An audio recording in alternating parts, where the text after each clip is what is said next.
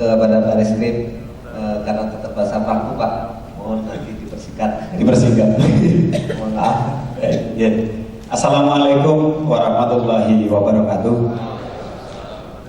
Yang kami hormati Bapak Ketua Asbihu, yang kami hormati Bapak Irjen, kemudian Bapak Gatot, serta hadirin sekalian. Tiba giliran kami yang terakhir tadi sudah disampaikan oleh moderator, gak usah lama-lama. Kami sesingkat mungkin untuk menyampaikan materi terkait dengan penegakan hukum penyelenggaraan ibadah haji dan umroh.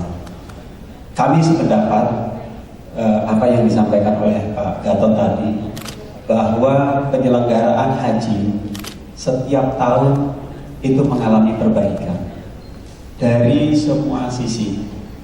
Kami bisa melihat, kami bisa memonitor dari media, baik yang media cetak maupun media elektronik. Artinya perbaikan-perbaikan itu nyata menuju kesempurnaan. Tetapi di sisi lain, Bapak Ibu hadirin sekalian, ada saja setiap tahun bahkan pelanggaran-pelanggaran terkait dengan penyelenggaraan haji. Kita juga setiap saat mengikuti, khususnya menjelang keberangkatan ibadah haji ataupun umroh. Ketika menjelang berangkat, ada saja sebagian dari warga kita, masyarakat kita yang tidak berangkat. Padahal sudah dijanjikan, sudah dibayarkan penuh untuk bisa berangkat, ternyata tidak berangkat. Nah, ternyata ada oknum-oknum tertentu mencoba untuk memainkan musim haji untuk memperoleh keuntungan dirinya sendiri. Mungkin Bapak Ibu sekalian sering mengikuti, bahkan di bulan yang lalu, Bapak Ibu hadirin sekalian, Polda Metro Jaya telah melakukan penangkapan terhadap seseorang dan beberapa orang temannya di daerah Sunter karena diduga melakukan pengumpulan dana dari masyarakat, dikumpulkan dengan kedok untuk berangkat ibadah haji dan umroh, dan nilainya luar biasa Bapak Ibu hadirin sekalian, hampir 20 miliar lebih Pak. Jumlah jamaah yang menjadi korban itu 2.600. Itu dari berbagai wilayah. Nah, saat ini sedang diproses oleh Polda Metro Jaya. Tahun lalu Bareskrim juga melakukan penegakan hukum terhadap oknum yang seolah-olah sebagai penyelenggara ibadah haji dan umroh, dan prosesnya sudah sampai kepada proses persidangan. Kita yakin dan percaya Bapak Ibu hadirin sekalian, di daerah-daerah yang lain masih banyak terjadi kegiatan-kegiatan yang seolah-olah sebagai penyelenggara haji resmi. Masyarakat tidak tahu mana yang resmi, mana yang tidak. Yang penting daftar, kemudian bayar, padahal mereka tidak tahu bahwa agen ataupun travel ini tidak termasuk dalam kategori sebagai penyelenggara haji sebagaimana yang direkomendasikan oleh pemerintah, dalam hal ini Kementerian Agama. Nah, Bapak Ibu hadirin sekalian, pada kesempatan yang berbahagia ini kami mencoba untuk breakdown bahwa ada dua jenis kejahatan terkait dengan penyelenggaraan haji. Yang pertama terkait kejahatan yang dapat merugikan keuangan negara. Nah, ini biasanya dilakukan oleh penyelenggara negara dibantu oleh pihak-pihak yang lain, sehingga perbuatan-perbuatan itu dapat merugikan keuangan negara. Nah, ini masuk dalam delik korupsi. Kemudian yang kedua, kegiatan atau pelanggaran-pelanggaran yang melibatkan masyarakat atau publik atau individu. Nah, ini biasanya diatur di dalam delik KUHP dan delik atau Undang-Undang Nomor 13 Tahun 2008. Nah, yang sering terjadi, Bapak Ibu hadirin sekalian, kami tidak membahas pada substansi yang pertama tadi, yang dapat merugikan keuangan negara, yang masuk delik korupsi. Kami coba memasuk pada poin yang kedua, yaitu pelanggaran yang mengakibatkan kerugian kepada individu atau masyarakat atau kelompok. Nah, yang saya contohkan tadi, yang terjadi di Polda Metro Jaya, yang ditangkap oleh Polda Metro Jaya di Sunter, yang kerugian negaranya yang luar biasa tadi, itu masuk kerugian individu atau kelompok. Nah, modusnya biasanya, Bapak Ibu hadirin sekalian, mereka membuka agen, seolah agen-agen itu adalah agen resmi. Kemudian kaki tangannya atau anak buahnya agen itu membuat brosur-brosur kepada masyarakat. Apalagi masyarakat-masyarakat di daerah pedalaman, di daerah Kalimantan, di daerah Sulawesi, itu mungkin informasinya terbatas, sehingga mereka begitu percaya. Apalagi nanti pada saat pelaksanaannya mereka menggandeng pondok-pondok pesantren. Nah, ketika mereka menggandeng pondok pesantren, masyarakat begitu percaya dan yakin karena sudah menempel kepada pondok pesantren. Kami punya pengalaman menarik ketika kami ditugaskan di daerah Jember, yang mana masyarakat di daerah Jember merupakan masyarakat yang sangat religius. Ada sebuah agen, ada sebuah travel yang membuka kegiatan penyelenggaraan ibadah haji. Kemudian bekerja sama dengan pondok pesantren, yang mana pimpinan pondok pesantren itu adalah yang sangat dipercaya dan disegani di daerah Jember itu. Pada saat keberangkatan, semuanya sudah beres, ternyata calon jamaah haji itu tidak berangkat. Ada sekitar 40 sampai 50. Kami mencoba untuk mendekati problem apa sebenarnya yang terjadi.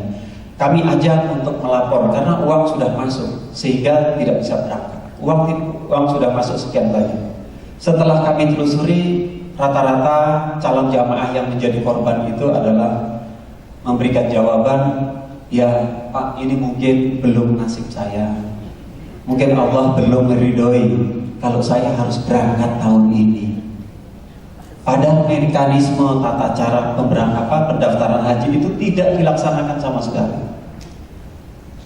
Nah, untuk itu Bapak hadirin sekalian, kami sebagai aparat penegak hukum sudah barang tentu mencoba untuk menerapkan hukum-hukum yang berlaku di tanah air.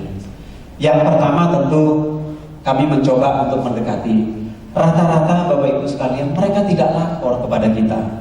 Kami juga barusan mendapatkan informasi dari Pak Dirjen Haji, masyarakat enggan untuk melapor karena mungkin pertama malu, karena sudah motong sapi, kemudian sudah selamatan dan lain sebagainya, ternyata tidak berangkat, mereka malu. Kemudian alternatif kedua, mereka hanya menuntut, Pak, yang penting uang saya dikembalikan oleh travel yang gak jelas tadi, itu saya sudah senang. Akhirnya daftar ulang lagi. Nah, daftar ulang lagi itu tuh memerlukan waktu yang cukup panjang, antrian tadi.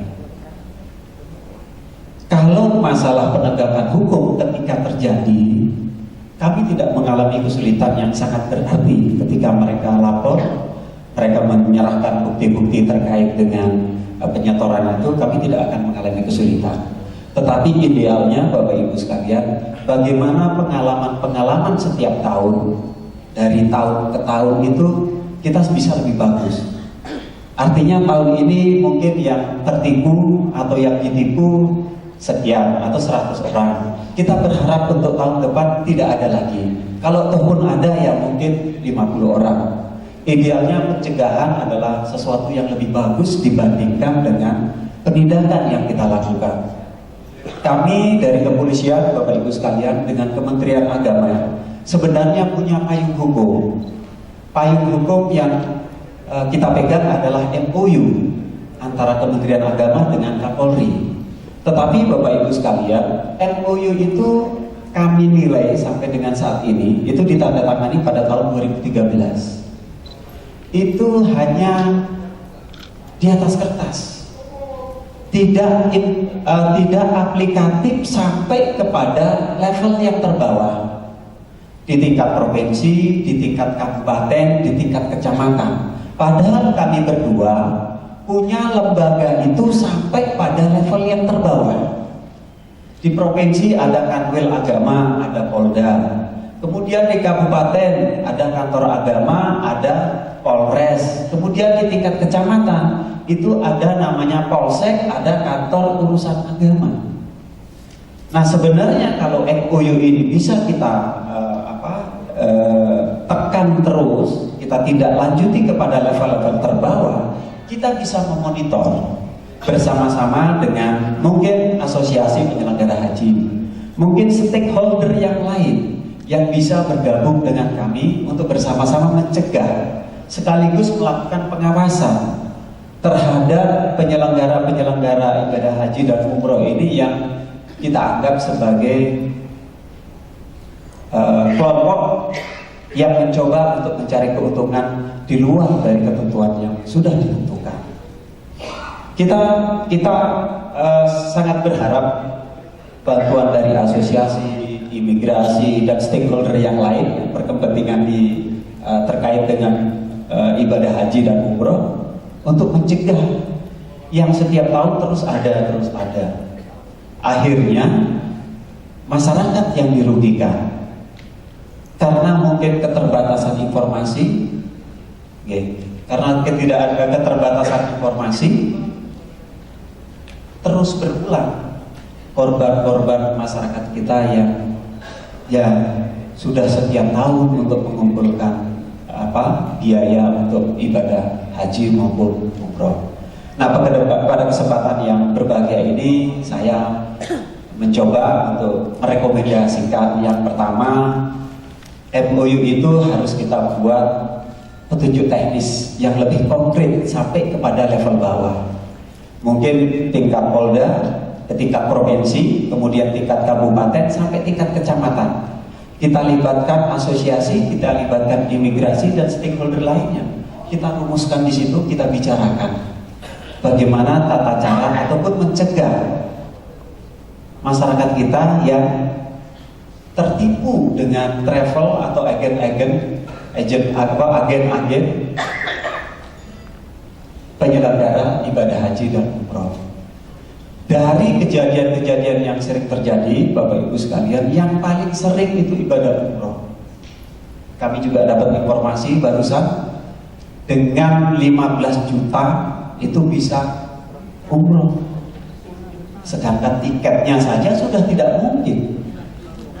Brosur-brosur itu diedar. Tiket saja udah nggak mungkin, bagaimana untuk biaya yang di sana. Nah itu mungkin yang bisa kami rekomendasikan, sehingga kejadian-kejadian ke depan itu tidak akan terjadi lagi. Terima kasih. Wabillahi taufiq wal hidayah. Wassalamualaikum warahmatullahi wabarakatuh. Waalaikumsalam warahmatullahi wabarakatuh. Terima kasih kepada Reskrim